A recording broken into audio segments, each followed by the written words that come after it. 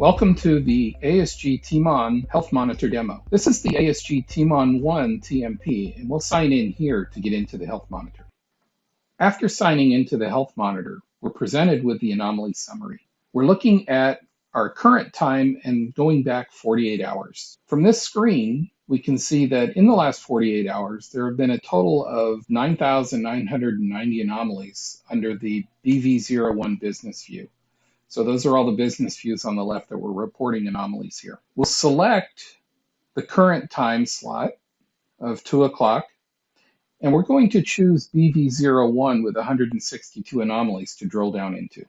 Having cursor selected the anomalies we wanted to view brings us to the distinct anomalies. Here in the distinct anomalies, we can see all the KPI names that have been reported on, the Apple IDs or system IDs, system names of the relevant systems, and a description, and of course a time.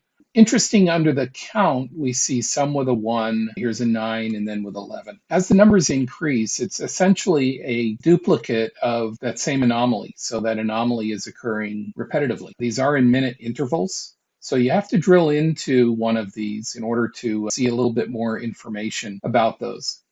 So we'll select the monitored system or the Apple ID of ESWCBA2 and drill down a little deeper into that. Having selected that anomaly brings us into the anomalies for that one KPI, broken out into the minute intervals that the anomalies were reported in. In this case, we see that there is an anomaly being reported every minute. We see at the top which business view this is related to, as well as the date and the time, the hour range that we're looking at. From here, we can select one of these anomalies to get more specific detail about that one. We selected one of the anomalies, and now we're looking at the Kpi Detail for CPU rate.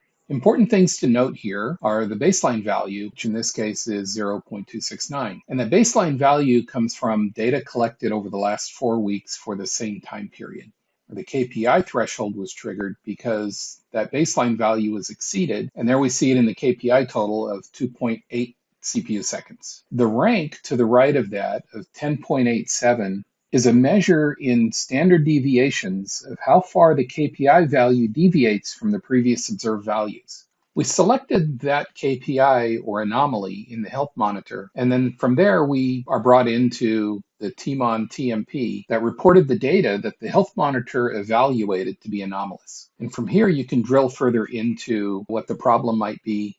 So in the end, the Health Monitor allowed us to very quickly drill down into the TMP that was reporting the anomaly, as opposed to having to look at each TMP separately to figure out where the issue was really coming from. So the summarization that the Health Monitor provided helped you get to resolving the issue much sooner.